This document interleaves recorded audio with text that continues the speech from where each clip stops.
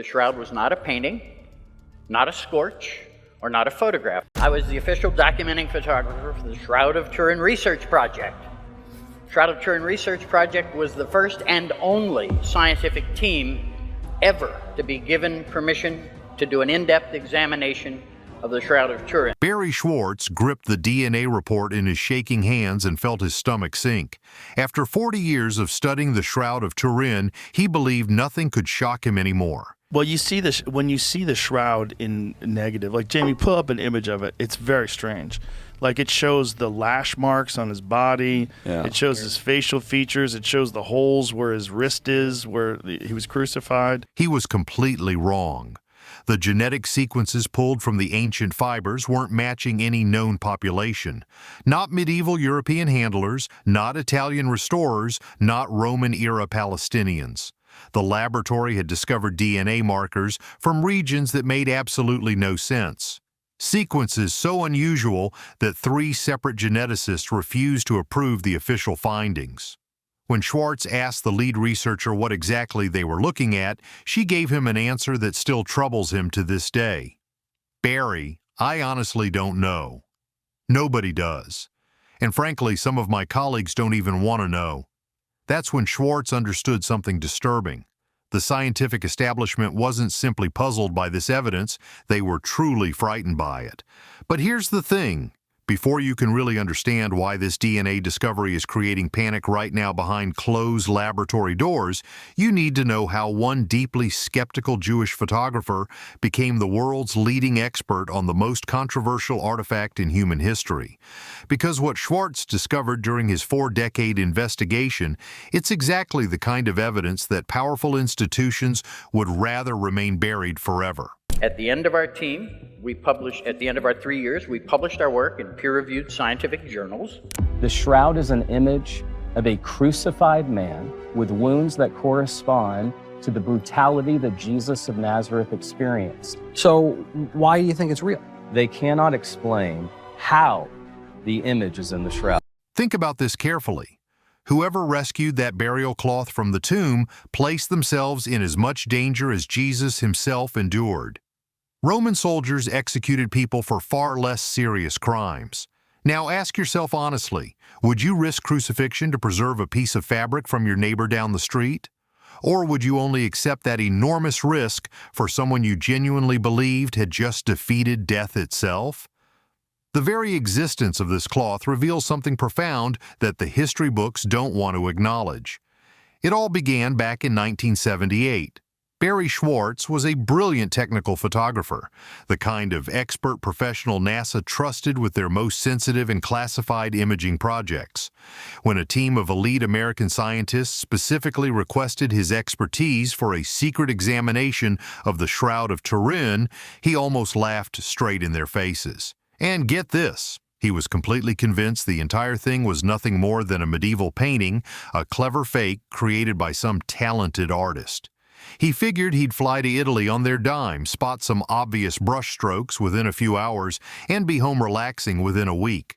Free European vacation, case closed, career moves on. He even joked about it publicly at conferences, a dismissive comment that would return to haunt him for the next 4 decades. But something incredibly strange happened when he finally arrived in Turin. There was something unique about the image on the shroud, something that was not typical of any other images that any of us were familiar with. For 5 days straight, the team barely slept.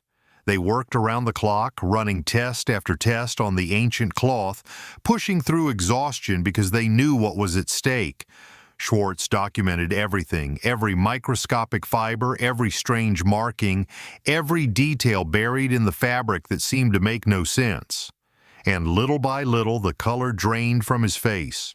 There were no brush strokes, no pigments, not a single trace of any known artistic technique from any period in human history. The haunting image on that cloth hadn't been painted. It hadn't been burned or scorched. It hadn't been photographed using any technology that existed. By every measure, it shouldn't exist at all. And yet, there it was. I realized that my Christian brothers and sisters were not getting the truth about the Shroud of Turin.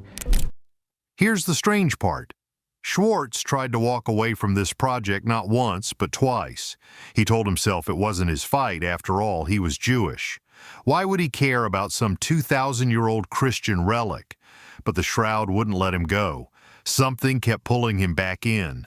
Then Don Lin showed up, and that's the moment the whole story took a darker, stranger turn. Lin wasn't just some scientist with a fancy title. He'd worked on the Voyager mission on Galileo, and he was one of NASA's top imaging experts at the Jet Propulsion Laboratory. When he talked, people listened. During one meeting, Schwortz finally asked him the question that had been eating at him. "Why am I even here? I'm just a Jewish guy with no connection to any of this." Lin's answer hit him like a punch to the chest. "Jesus was Jewish too," he said calmly. Then, leaning in, he added, "Maybe God wanted one of his own people on this team." Schwortz felt a chill run down his spine. The whole room felt different after that. Lin told him to go to Turin, do his best work, and trust that whatever purpose was behind all this would show itself eventually. Those few words changed the entire course of Schwartz's life, though he had no idea yet just how deep this mystery would pull him in. He later said he realized his fellow Christians weren't getting the full truth about the Shroud of Turin, but the image analysis was only the start of what turned into a much bigger ordeal. Over the next 3 years, the team ran every scientific test they could think of. Their goal was simple: prove it was a fake and move on with their lives. Instead, they kept hitting dead ends. No paint, no dye, no scorch marks, no trace of any photographic process from any era. Nothing that explained how the image got there. And it goes deeper than that. It wasn't just that they couldn't figure out the method through peer-reviewed research published in respected journals. They showed that no known technology, from any point in human history, could have produced an image with these exact properties. Sit with that for a second. We've landed robots on Mars. We've mapped the entire human genome. We can split atoms. But we still can't recreate the image on the Shroud of Turin with anything modern science has to offer. When the team published their findings, the scientific community went quiet, suspiciously quiet. No major counter-arguments, no serious attempts to disprove the research. Just silence, as if nobody wanted to keep talking about it. This is where Schwartz's story gets personal. Even after seeing all this evidence with his own eyes, he still refused to believe the shroud was real for 18 years. The sticking point was the blood. The stains on the cloth were still bright red, and anyone with basic forensic knowledge knows dried blood turns dark brown within hours of hitting the air. That one detail kept him firmly in skeptic mode. If you're into this kind of investigation, do me a favor, hit subscribe and turn on notifications, because what's coming next is the piece of evidence that finally broke through Schwartz's skepticism. Most channels won't touch this.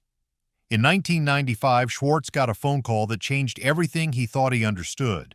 After years of resisting the idea, he finally spoke with Dr. Alan Adler, a world-renowned blood chemistry expert, Harvard-educated and, like Schwartz, Jewish. When Adler talked about blood evidence, governments and institutions paid attention. "Barrie," Adler said, his voice tighter than usual, "the blood samples show unusually high bilirubin levels. Extremely high." Schwartz didn't know what that meant, so he asked. Adler explained that when a body goes through extreme prolonged trauma, repeated beatings, whipping, being pierced by thorns, crucifixion, the body floods with bilirubin as part of a shock response. The liver can't keep up, and blood with that much bilirubin stays red. It never darkens, no matter how much time passes. Schwartz went cold. His mind flew back through nearly 20 years of research. The answer had been right in front of him the whole time. He just hadn't had the biochemistry background to understand what he was looking at. In that moment, every last doubt disappeared. The shroud wasn't just possibly authentic, it was, he became convinced, exactly what it claimed to be, the burial cloth of Jesus of Nazareth. But wait until you hear what came out of the DNA analysis. This is the part mainstream science really doesn't want people digging into. When researchers pulled viable DNA from the shroud's fibers, they expected the usual story: contamination from centuries of handling by monks, restorers, and conservators across Europe. That's not what they found. The genetic material showed markers from several completely different regions. Middle Eastern traces, sure, that made sense, but also unexpected sequences tied to South Asia and North Africa. Populations that had no obvious reason to show up together on one piece of cloth, supposedly from 1st century Jerusalem. Here's the unsettling part. The pattern doesn't line up with random contamination over centuries of handling. It's too specific, too geographically concentrated, too deliberately spread across the fabric. Some geneticists have admitted privately that they've never seen anything quite like it. It doesn't fit any known model of handling, transport, or accumulated contamination. And some of the researchers involved are reportedly hesitant to publish their full findings. Think about what that actually implies. Officially, the mainstream academic line is still that the shroud is a medieval forgery made by an unknown artist, despite blood chemistry that points to extreme trauma, despite an image that defies every known method of creation, despite DNA evidence that raises more questions than it answers. It almost feels like the conclusion was decided first, and the evidence was just supposed to fall in line behind it, except it hasn't. For years, alternative theories have circulated quietly among researchers. Some talk off the record about genetic material that doesn't seem to belong in any standard population database, sequences that look corrupted or incomplete in ways that don't match normal biological decay. Skeptics aren't really debunking this evidence with solid explanations anymore, they're avoiding it. Because really engaging with the DNA findings means confronting questions that mainstream science isn't exactly eager to answer. What if this evidence means the shroud isn't just old, but far older than anyone assumed possible? What if these genetic anomalies point to something that upends what we think we know about human history? What if the scientific establishment has known about this for years and just decided the public wasn't ready for it? These aren't fringe theories pulled from nowhere, they're questions credentialed researchers are raising in private, the kind of conversation that never quite makes it into a peer-reviewed journal. After seeing firsthand how easily the public could be misled by sensationalized coverage and how often media reports on the shroud were inaccurate or outright false, Schwortz made a decision that would define the rest of his career. In 1996, he built Shroud.com from the ground up. It grew into the largest and most complete scientific database on shroud research anywhere, drawing millions of visitors a year, and it was up and running before Google was even a household name. He turned down every offer of advertising or sponsorship, no corporate money, no outside influence, just raw scientific data available to anyone willing to look at it seriously. In 2009, he founded the Shroud of Turin Education and Research Association, a nonprofit dedicated to preserving the evidence for future researchers. People often asked why a Jewish man would spend his life protecting evidence tied to Jesus. His answer never changed. My job isn't to tell people what to believe. My job is to make sure the evidence survives. But here's the part Schwortz doesn't talk about much. This investigation changed him. After years of presenting his findings to audiences around the world, people stopped asking about the shroud and started asking about him. What do you actually believe, Barrie? At 50, for the first time in his adult life, he had to face a question he'd been dodging since childhood. He'd grown up in a strict Orthodox Jewish household, surrounded by tradition, and he'd spent decades brushing all of it aside as irrelevant. But looking honestly at his own heart through this whole process, something shifted that he never expected. In his own words, "I was genuinely surprised to find out God had been there the whole time. He was just waiting for me to turn around." Barrie Schwortz never set out to prove anything about faith. He was a photographer who followed the evidence wherever it led. And it led somewhere science still can't fully explain, somewhere that makes major institutions uncomfortable, somewhere that raises questions most researchers are too cautious to ask out loud. The blood chemistry points to extreme trauma. The image defies every known method of creation. And the DNA evidence, that's the part that keeps certain scientists up at night.